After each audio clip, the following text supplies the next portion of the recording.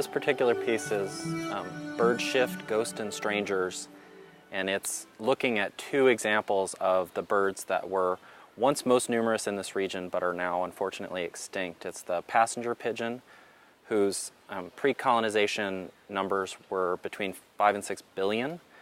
By many estimates, this was once the most numerous bird on the entire planet. And they were completely wiped out by the early 20th century due to hunting pressures, habitat loss when they cut down the Great Eastern Forests. The other species is the Carolina parakeet, which was the only parrot native to eastern North America and the furthest north ranging of any parrot species in the entire world. And their numbers were estimated between 5 and 6 million. And they were wiped out primarily from habitat loss. They were considered an agricultural pest because once their habitat was removed, they would descend upon the crops that were replacing that original forest. And also, they're very brightly colored, and they were used in the hat trade. What I've done is I've created these sculptures that are on one side, they're a photograph that is an actual photograph of a specimen that I took from the Field Museum in Chicago, from their large bird collection. And then on the back side, it's just a white silhouette of the bird, and they're mounted in these pivots. So depending on what the wind is doing or what angle you walk from, you'll either see a silhouette of this now missing bird, or you'll see the colorful representation that is from a dead specimen, but it hopefully gives a sense of what it might have been like, or a shadow of what it might have been like to experience these animals in this environment before they were extinct. And these are actually to represent a parrot that was more native to this land, but is unfortunately extinct. Yep.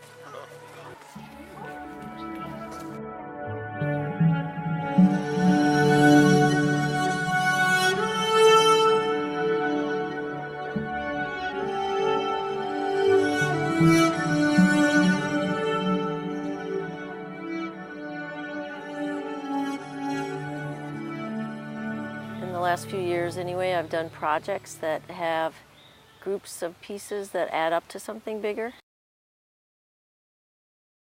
It's a series of, maybe 20 animals that represent some of the diverse species that were affected by the Gulf of Mexico oil spill in 2010.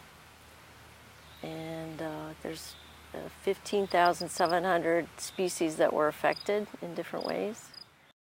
Starting with plankton, dinoflagellates, I have 2 of those, and all kinds of fish, mammals, birds, and the largest one is a whale, a sperm whale.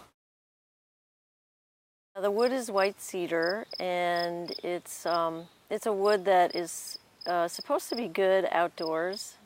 One of the things that inspired me to do this sculpture was just the extreme level of media coverage when the oil spill was taking place. And I knew that would end. I thought it was a good project for that reason because it was an ongoing environmental issue. The well was eventually capped, but the environmental damage is ongoing. So I was interested in working with the theme after the media excitement. The quality of reflection that you can get by being in nature, to add another dimension to the piece. If it was in a gallery, you wouldn't have that extra element. This is a really unique place, and it's not the Gulf of Mexico. It's quite different from the place where these animals were from, but it still makes you think about the connections between humans and animals and plants and the environment, and it makes you think more about the place of humans in the environment and our responsibility for it.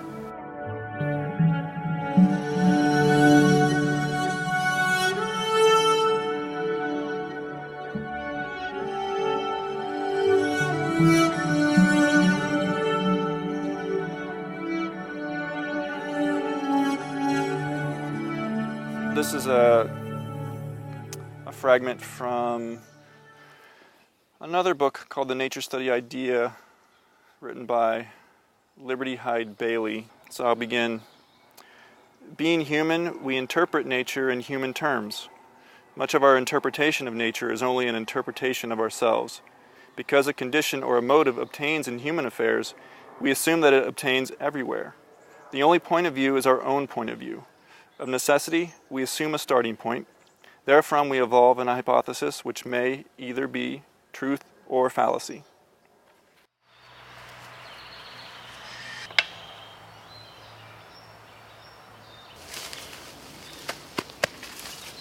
What I'm exploring through the guidebook and the accompanying markers on the trail are the various ways in which we humans construct the idea of nature.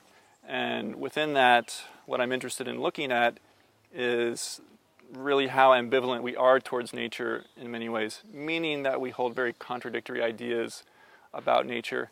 And through that, we use the idea of nature, we use nature for many different ends. There are kind of primary content, photographs that I've taken on the site, as well as observations that I've made just spending time on the site. Woven in with that material are interviews that I've done with some of the other folks who are involved in the exhibition, and that's both staff members at the Schuylkill Center and also other artists within the Facts and Fables exhibition. And so all this material is woven together in the guidebook, and the idea is that a visitor to the exhibition, to the Schuylkill Center, would pick up this guidebook and use it to kind of go through these questions that I'm raising and think about those things as they make their way through the trails of the Schuylkill Center.